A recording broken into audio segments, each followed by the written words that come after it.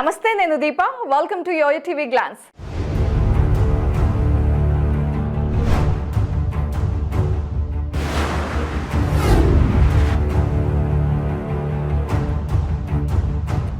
అందరూ బాగుండాలి అని అనుకోవడం సహజం. కానీ అమెరికా అధ్యక్షుడు జో బైడెన్ మాత్రం నేను పదవి నుండి దిగిపోతున్నా కాబట్టి అందరూ నాతో పోవాలి అని చూస్తున్నట్లుగా ఉంది. ఇందుకు బైడెన్ ఉక్రెయిన్ రష్యా యుద్ధంపై తీసుకున్న తాజా నిర్ణయమే నిదర్శనం. ఉక్రెయిన్ రష్యాల మధ్య యుద్ధం కొనసాగుతోంది. మరో 3 నెలల్లో యుద్ధం మొదలై 3 ఏళ్లు పూర్తవుతోంది. అయితే ఈ వార్ ఎప్పుడు ఆగుతుందా అని ప్రపంచమంతా ఎదురు చూస్తోంది. అమెరికా అధ్యక్ష ఎన్నికల్లో గెలిచిన తర్వాత యుద్ధాన్ని ముగించే దిశగా చర్యలు కూడా చేపట్టారు. అయితే ఇప్పుడు బైడెన్కు అధ్యక్షుడిగా చివరి రోజులు. దీంతో బైడెన్ ఇప్పుడు సంచలన నిర్ణయం తీసుకున్నారు.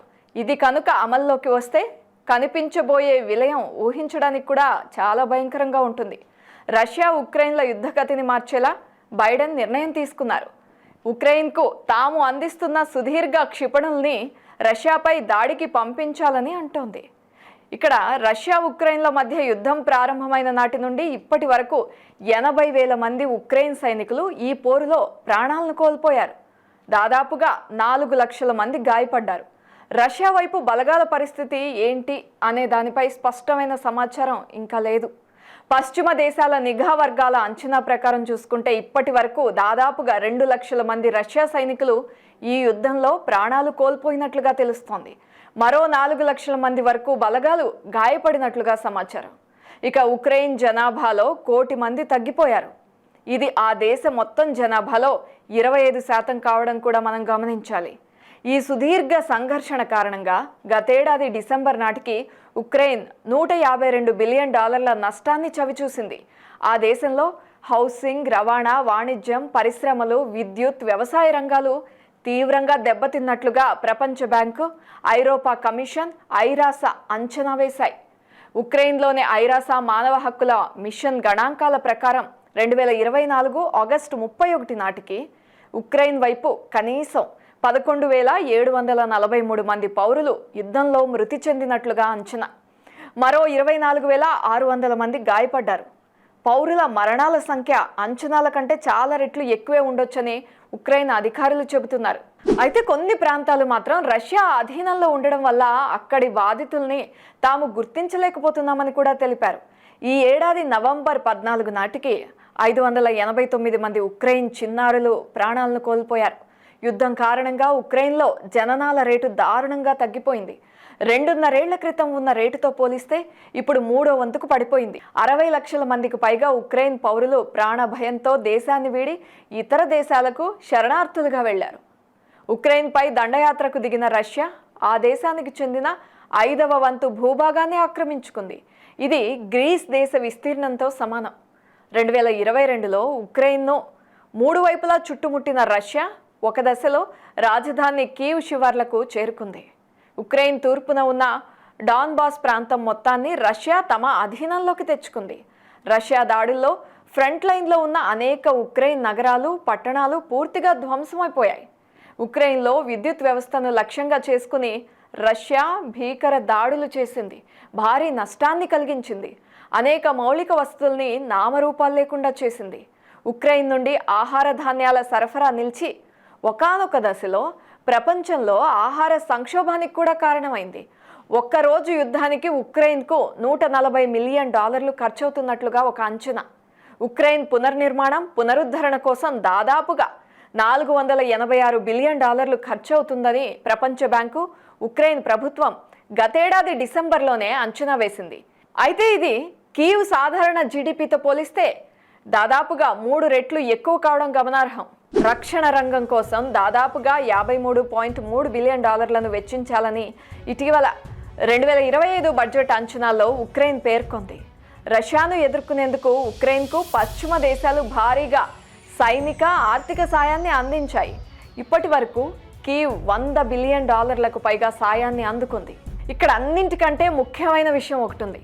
మొదటి నుండి ఉక్రెయిన్ రష్యా యుద్ధంలో అమెరికా ఉక్రెయిన్కు పూర్తి స్థాయి అండదండలు అందిస్తోంది. మిత్రదేశ రక్షణ కోసం అమెరికా తన అమ్ముల పొదిలోని అత్యాధునిక ఆయుధాల్ని సైతం అందిస్తోంది. ఇవే కాదు, అమెరికా నేతృత్వంలోని నాటో కూటమి ఆయుధాలు కూడా సరఫరా చేస్తోంది. ఇప్పటికే ఫ్రాన్స్, బ్రిటన్ దేశాల సైనిక దళాలు మిసైల్స్ సరఫరా చేయడంతో ఉక్రెయిన్ ఈ యుద్ధంలో సరిహద్దు పట్టణాల నుండి రష్యా ఆర్మీని మాత్రం తరిమికొట్టింది. కానీ అమెరికా సరఫరా చేసిన అత్యాధునిక ATACMS రాకెట్స్ వినియోగించడానికి కొన్ని ఆంక్షలున్నాయి. అయితే తాము సరఫరా చేసే ఆయుధాలను కేవలం ఉక్రెయిన్లోనే ఉపయోగించాలని, రష్యా దాడుల్ని అడ్డుకునేందుకు మాత్రమే వాడాలి అనే నిబంధనలున్నాయి. సుదీర్ఘ క్షిపణులను ఉపయోగించడానికి అనుమతి ఇవ్వలేదు. గత కొన్ని నెలలుగా ఉక్రెయిన్ ఈ ఆంక్షలు తొలగించాలని అమెరికా ప్రభుత్వాన్ని కోరుతూ వచ్చింది. అయితే విదేశాలు సమకూర్చే క్షిపణులు, బాలిస్టిక్ మిస్సైల్స్ వంటివి వినియోగిస్తే ఆ దేశమే తమపై దాడి చేసినట్లు భావిస్తామని రష్యా అధ్యక్షుడు పుతిన్ గతంలోనే తేల్చి చెప్పారు.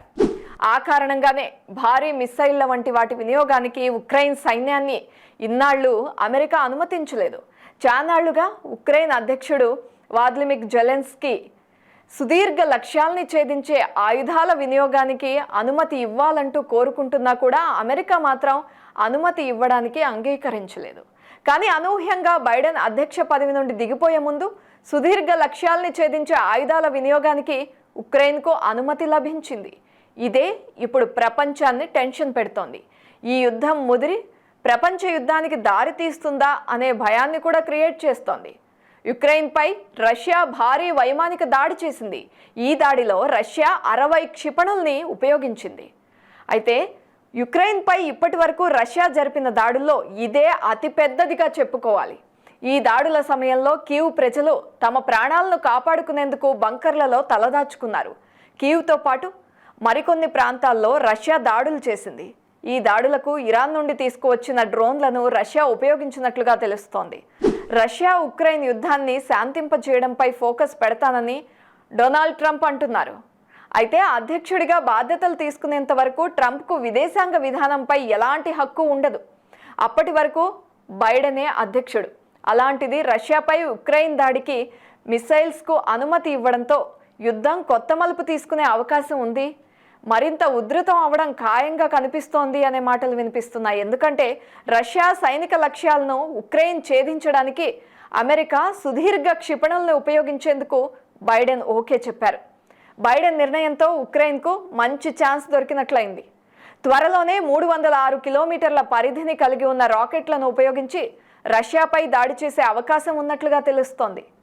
బైడెన్ పదవీకాలం మరో 2 నెలలు మాత్రమే ఉంది. ఆ తర్వాత డొనాల్డ్ ట్రంప్ బాధ్యతలు తీసుకుంటారు. యుద్ధాన్ని ఒక్క రోజులో ఆపుతానన్న ట్రంప్ అమెరికా తీసుకున్న నిర్ణయాన్ని కొనసాగిస్తారా లేదా వెనక్కి తీసుకుంటారా అన్న ఉత్కంఠ మాత్రం కనిపిస్తోంది. ఏదేమైనా బైడెన్ నిర్ణయంతో రష్యా ఉక్రెయిన్ యుద్ధం రూపురేఖలే మారిపోవడం ఖాయంగా కనిపిస్తోంది. ఇదే క్రమంలో ఉక్రెయిన్ ప్రెసిడెంట్ జెలెన్స్కీ ఒక ప్రకటన చేశారు. ఇకపై క్షిపణులే మాట్లాడతాయని జెలెన్స్కీ ప్రకటించారు. ఈ వ్యాఖ్యలు భారీ విధ్వంసాలకు సంకేతమని కొంతమంది అంటున్నారు. ఇక రష్యాలోని కస్క్ ప్రాంతాన్ని ఉక్రెయిన్ స్వాధీనం చేసుకుంది. అయితే ఆ భూభాగాన్ని తిరిగి దక్కించుకునేందుకు రష్యా తిరిగి ప్రయత్నాలు మొదలుపెట్టింది. ఉక్రెయిన్పై ఒక్కసారిగా దాడులు చేసింది కూడా. అందుకే కుస్క్ ప్రాంతాన్ని స్వాధీనం చేసుకునేందుకు 50,000 బలగాలను మోహరింపజేసింది. అయితే ఇందులో 10,000 మందికి పైగా ఉత్తర కొరియాకు చెందిన సైనికులు ఉన్నట్లుగా ప్రచారం జరుగుతోంది. యుద్ధంలోకి ఉత్తర కొరియా బలగాలు ఎంటర్ అవ్వడంతో మిస్సైల్ దాడులకు అనుమతిస్తూ బైడెన్ నిర్ణయం తీసుకున్నారు. కుస్క్ ప్రాంతంపై ఉక్రెయిన్ నియంత్రణ కోల్పోకుండా ఇలాంటి సంచలన నిర్ణయం తీసుకున్నారు అనే చర్చ అయితే జరుగుతోంది. అమెరికా ఉక్రెయిన్కు ఇచ్చిన క్షిపణులకు 300 కిలోమీటర్లు చేరుకోగల సామర్థ్యం ఉంది. అధిక వేగం కారణంగా వాటిని అడ్డుకోవడం కూడా కష్టమనే చెప్పాలి. ఇక తూర్పు డొనెట్స్క్ ప్రాంతం నుండి పక్రోవ్స్కు వస్తున్న రష్యా బలగాలను వెనక్కి పంపించేందుకు ఉక్రెయిన్ చాలా నెలలుగా పోరాడుతోంది. అయితే ఇప్పుడు క్షిపణి దాడులకు అమెరికా అనుమతి ఇవ్వడంతో ఉక్రెయిన్కు మరింత బలం వచ్చినట్లయింది. యుక్రెయిన్కు సాయాన్ని అందించడం అంటే అమెరికా వనరుల్ని భరించడమే అని గతంలో ట్రంప్ అన్నారు. దీంతో ఆయన చేతికి అధికార పగ్గాలు వచ్చిన తర్వాత అమెరికా ఉక్రెయిన్కు సాయాన్ని తగ్గించడం లేదా అసలు ఆపేయడం చేస్తుందనే అభిప్రాయాలు వినిపిస్తున్నాయి. అయితే బైడెన్ నిర్ణయంపై పుతిన్ రియాక్ట్ కాకపోయినా అక్కడి అధికారులు మాత్రం ఖండిస్తున్నారు. రష్యాపై దీర్ఘశ్రేణి ఆయుధాల ఉపయోగానికి పశ్చిమ దేశాలు కనుక అంగీకరిస్తే నాటో, అమెరికా, ఐరోపా దేశాలు యుద్ధంలో ఉన్నట్లే అని గతంలో పుతిన్ చెప్పిన మాటలు మరింత భయాందోళనలకు గురిచేస్తున్నాయి. క్షిపణులకు అనుమతి ఇస్తే నాటో సైనిక సాయుధ సంపత్తినే లక్ష్యంగా చేసుకుని దాడులు చేస్తామంటూ గతంలోనే వార్నింగ్ ఇచ్చారు. ఇప్పుడు ఉక్రెయిన్ ఓ స్టెప్ తీసుకుంటే పుతిన్ అదే చేసే ఛాన్స్ కనిపిస్తోంది. ఎందుకంటే ఇప్పటికే రష్యా అణు విధానంలో అప్డేట్స్ చేసుకుంది. పశ్చిమ దేశాలు నేరుగా దాడి చేస్తే అణువాయుధాలు వాడకానికి అవకాశం లభిస్తుంది. అదే కనుక జరిగితే మూడవ ప్రపంచ యుద్ధానికి దారితీస్తుంది. ఉక్రెయిన్ క్షిపణి దాడులకు దిగితే రష్యా నాటో దేశాలపై విరుచుకుపడుతుంది. ఆ ఒక్కటి చాలు ప్రపంచం రెండుగా విడిపోవడానికి. మూడో ప్రపంచ యుద్ధం రావడానికి కూడా ఇదొక కారణం అవుతుంది. బైడెన్ నిర్ణయంతో యుద్ధం మలుపు తిరగడమే కాదు, ఆ యుద్ధం ప్రపంచాన్నే చుట్టేయడం ఖాయంగా కనిపిస్తోంది.